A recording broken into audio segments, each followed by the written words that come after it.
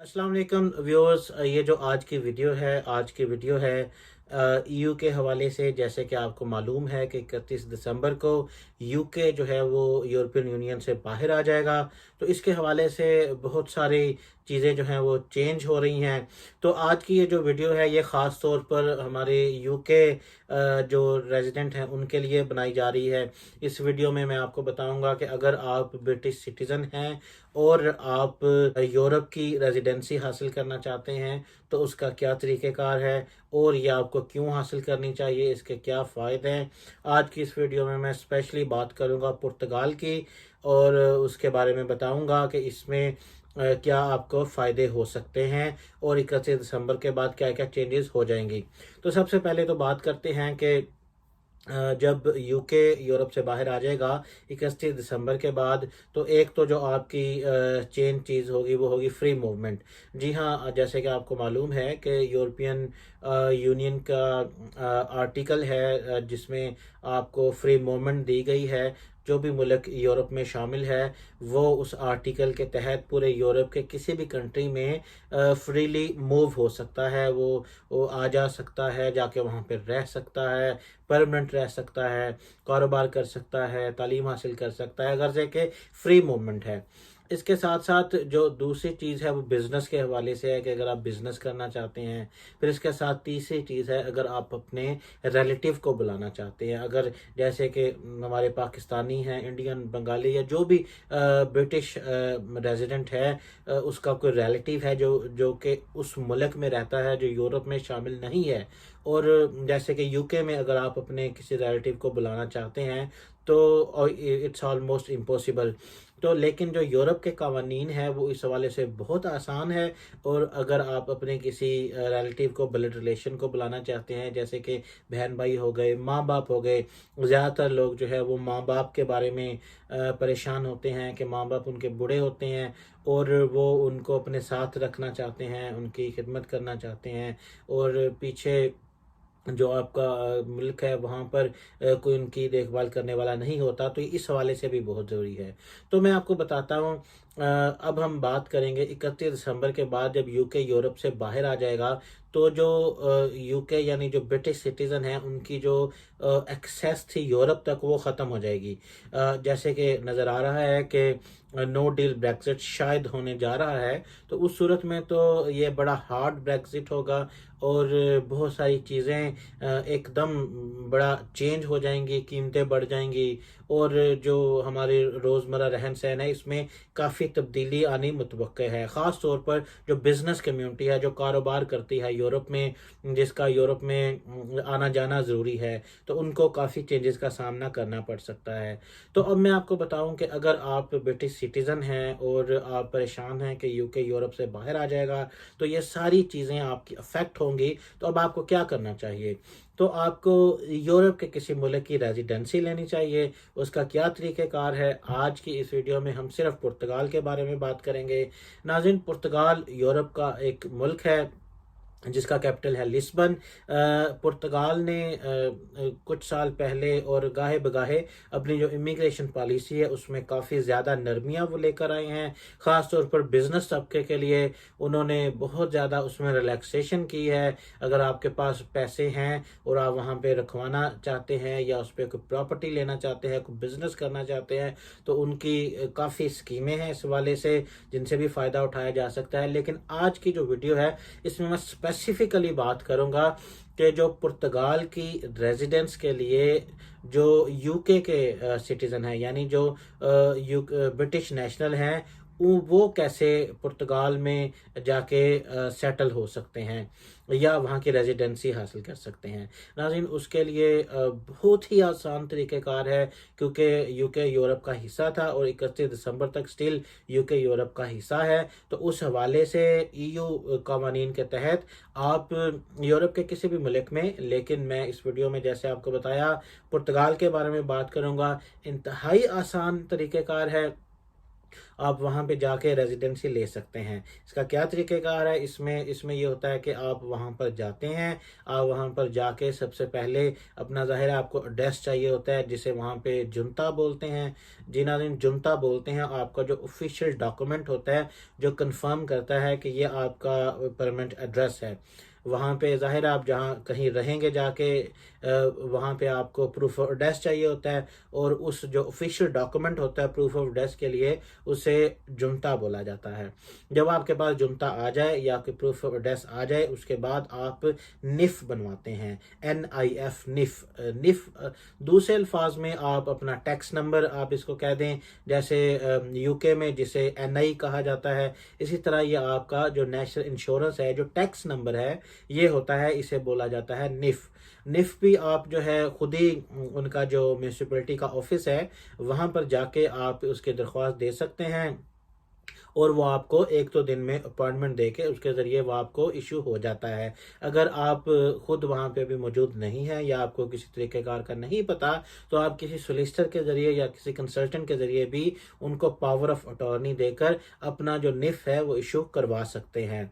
जब आपके पास जुनता आ गया, निफ आ गया, अब अगला प्रोसीजर है आपका क्रू के लिए अप्लाई करना। क्रू जो डॉक्यूमेंट है वो एक सर्टिफिकेट है आपका, बेसिकली वो आपका रेजिडेंट परमिट है 5 साल का। इसका क्या तरीक़ेकार है, जब आपके पास कंफर्म एड्रेस है पुर्तगाल का, आपके पास निफ है यानी टैक्स नंबर है, तो उनकी वेबसाइट है पुर्तगाल की, उनकी वेबसाइट पे जाके जिस भी शहर में आप हैं, लिस्बन में हैं या किसी भी शहर में हैं, तो उस शहर में जो उनकी लोकल कौंसिल है, जो म्यूनसिपैलिटी है, उनकी वेबसाइट पे जाके वो सेंट्रल सिस्टम है अपॉइंटमेंट का, वहाँ पे जाके आप अपॉइंटमेंट अपनी कंफर्म कर लेते हैं। उन्हें आप अपना बताते हैं कि ये मेरा एड्रेस है और मैं यहाँ पुर्तगाल में आके रहना चाहता हूँ, मैं काम करना चाहता हूँ, पढ़ना चाहता हूँ, या जो भी आपकी वजह है आप उन्हें बताते हैं और अपॉइंटमेंट फिक्स कर लेते हैं। और उस अपॉइंटमेंट पे जब आप जाते हैं तो ज़ाहिर है आपको आपका ID डॉक्यूमेंट चाहिए होता है, वहाँ पे आपको आपका ब्रिटिश पासपोर्ट चाहिए, आपको एक प्रूफ ऑफ एड्रेस चाहिए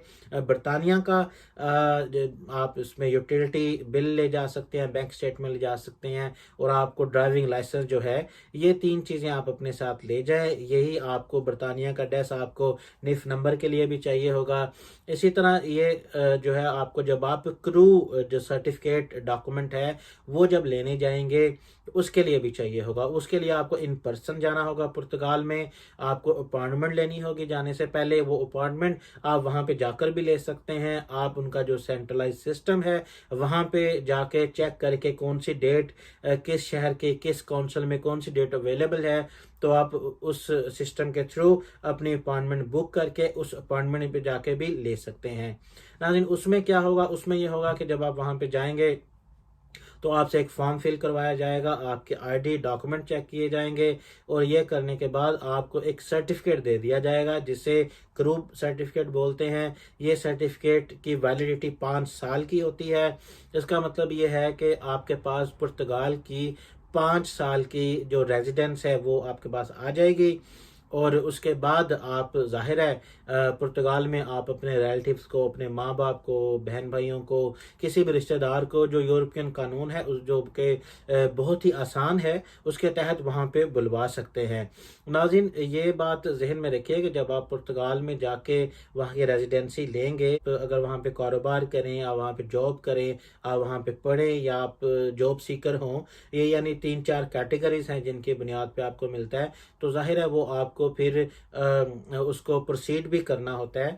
आपको अगर आप वहाँ पे कारोबार करना चाहते हैं तो आपको वहाँ पे टैक्स रिटर्न जमा करवाना होते हैं। लेकिन ये बात ध्यान में रखें कि क्योंकि जो UK है वो यूरोप का हिस्सा था, और UK के लिए पुर्तगाल की जो शराइत हैं वो इंतहाई आसान है। उसमें टैक्स की एज सच इतना कोई ज़्यादा यानी आपके ऊपर वो लिमिट नहीं है कि इससे ज़्यादा आपका टैक्स या आपके काम का होना चाहिए। वो जितना भी हो आप उसको काम यानी दिखा सकते हैं। अच्छा, उसके बाद ये है कि अगर आप वहाँ पे कोई जॉब करते हैं तो उसके भी एज सच कोई यानी बहुत ज़्यादा सख्ती नहीं है कि आपकी तनख्वाह जो है वो इतनी होनी चाहिए या इससे ज़्यादा होनी चाहिए। जो बेसिक एक कंसेप्ट है सेल्फ सफिशिएंट का, यानी उसका मतलब ये है कि आपने सिर्फ पुर्तगाल की हुकूमत को ये बावर करवाना है कि आप अपना ख्याल रख सकते हैं, आप सेल्फ सफिशिएंट हैं, और आप जो अपने डिपेंडेंट को आप बुलवाएंगे आप उनका भी ख्याल रख सकते हैं। और जो आपका डिपेंडेंट आएगा अगर वो बहन भाई है तो वो भी वहाँ पर आके काम कर सकेगा। तो जब आपके पास नाज़रीन 5 साल का रेजिडेंट परमिट आ गया, 5 साल जो जिसको आपने बुलवाया अपने रिलेटिव को, वो भी वहाँ पे जब 5 साल रह लेगा तो आपको भी और जो आपके रिलेटिव होंगे उनको भी फिर एक परमानेंट रेजिडेंस मिल जाएगी, जिसे पीआर बोलते हैं। वो पीआर जो जाहिर है वो एक इंडेफिनेट आप उसे कह लें स्टे, या उसे परमानेंट रेजिडेंसी कह लें। उसकी वैलिडिटी 10 साल की होती है। उन 10 साल के दौरान आप जो पुर्तगीज पासपोर्ट है वो भी अप्लाई कर सकते हैं। अगर आप पासपोर्ट नहीं लेना चाहते तो आपके पास वो परमानेंट रेजिडेंसी होती है, और उस रेजिडेंसी के ज़रिए जो है वो आप फ्रीली पूरे यूरोप में मूव कर सकते हैं, कारोबार कर सकते हैं, जो यानी जिस मुल्क में आप रहते हैं वहाँ जो जो कर सकते हैं, आप पे किसी किस्म की कोई रिस्ट्रिक्शन नहीं होगी। तो एज अ ब्रिटिश सिटीज़न अगर आप पुर्तगाल में जाके वहाँ की रेजिडेंसी लेते हैं जो कि आपको 5 साल की मिलेगी, तो उसमें भी आपके ऊपर कोई ऐसी यानी शराइत और ज़वाबित नहीं होंगी। उस रेजिडेंसी से आप पूरे यूरोप में फ्रीली मूव कर सकेंगे।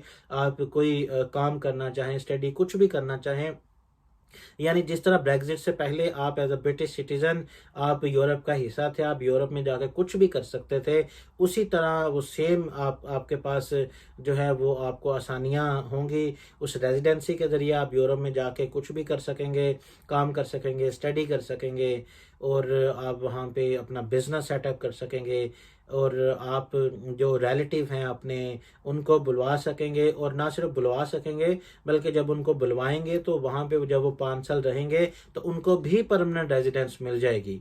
तो ये एक बड़ी आसान आप समझ लें कि कैटेगरी है या सहूलत है ब्रिटिश नेशनल के लिए, जो कि अभी अवेल कर सकते हैं। जैसे कि आपको मालूम है कि ये ख़त्म होने में सिर्फ तकरीबन 2 हफ्ते रह गए हैं, तो इसको आप ये समझें कि ये गोल्डन अपॉर्चुनिटी है। इसको जितनी जल्दी आप हासिल कर लें, अगर आप करना चाहें, अगर आपके कोई डिपेंडेंट हैं उनको आप बुलाना चाहते हैं, या आपका कोई यूरोप में कोई काम करने का इरादा है, तो या आपका पुर्तगाल में कुछ करने का इरादा है, तो ये आपके लिए ये अनलिमिटेड मैं नहीं कहूँगा, ये लिमिटेड टाइम के लिए सिर्फ 2 हफ्ते इसमें रह गए हैं। ये बड़ी गोल्डन अपॉर्चुनिटी है, तो आप इसको अवेल ज़रूर करें।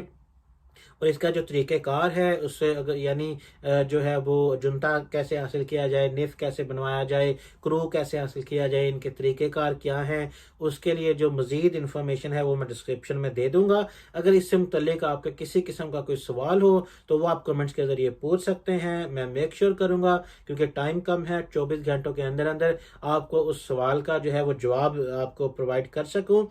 इसके अलावा आप वीज़ों के मुतल्लिक या यूरोपियन रेजिडेंसी के मुतल्लिक किसी भी किस्म की आप मालूमात जानना चाहते हैं, या आपके जहन में कोई और सवाल है, तो मेक श्योर करें कि कमेंट्स में आप हमसे सवाल ज़रूर पूछें, तो हम आपको उसका जवाब प्रोवाइड करेंगे। नाज़रीन, इस वीडियो का मकसद ही यही होता है कि अपनी आवाम को जितनी ज़्यादा से ज़्यादा आसानियाँ प्रोवाइड की जा सकें, बगैर किसी चार्जेस के, बगैर किसी कंसल्टेंसी फ़ीस के वो प्रोवाइड की जाएँ, ताकि वो अपनी और अपने घर वालों की ज़िंदगी बेहतर बना सकें। चलें नाज़रीन, इस वीडियो का यहीं पर इख्तिताम करते हैं। अगले वीडियो में किसी नई टॉपिक के साथ फिर आपकी खिदमत में हाजिर होंगे। तब तक के लिए राना जहां को इजाज़त दीजिएगा। अल्लाह हाफिज़।